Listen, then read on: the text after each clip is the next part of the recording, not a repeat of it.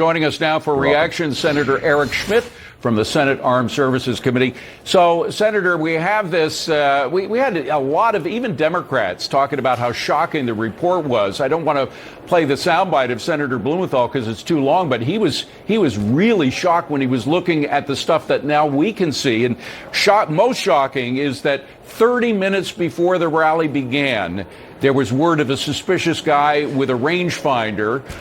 2 minutes before the shots were fired, they knew that there was a man on that roof that they had so much suspicion about.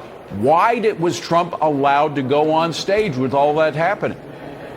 I don't know, David. It's a parade of terribles that could have even been worse. Lack of communication, lack of planning, lack of preparation. The idea that that building was outside the perimeter is nuts. The fact that they didn't have communication systems that could talk to one another. You just heard from one of the police officers on the ground that the walkthrough was haphazard. So this was a disaster all the way around, and the president was within centimeters of losing his life. And there's also, I think, some questions that still need to be answered. This report was illuminating, but the president, President Trump is still being denied. So I just heard in the intro, he's still being denied particular assets for his protection.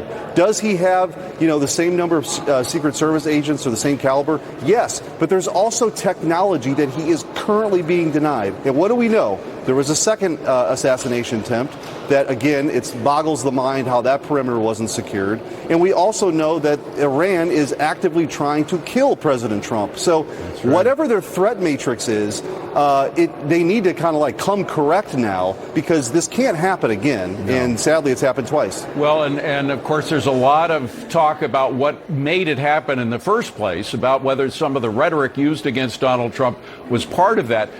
We just had a pretty outrageous comment by a member of the cabinet, not just a TV personality, but a member of President Biden-Harris's cabinet, Secretary Gina Raimondo from Commerce. Let me play that and get your reaction. Roll it. He was president, and I feared exactly what would happen. And I said the women of Rhode Island would be protected. That's real protection, stepping up and leading. What he says is the opposite. It's just another lie. How did we get here? Let's extinguish him for good. We have an answer. We have a remarkably talented candidate who is sincere, who's pragmatic, who's open. Let's just get it done. And extinguish, you mean vote him out?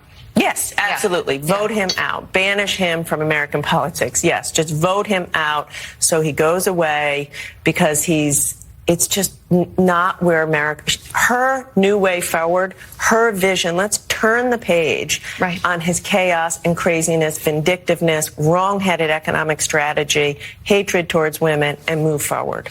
She had to be prompted by the television personality to say what she meant by let's extinguish him for good. I mean, she was going to leave it at that. Isn't that beyond the pale?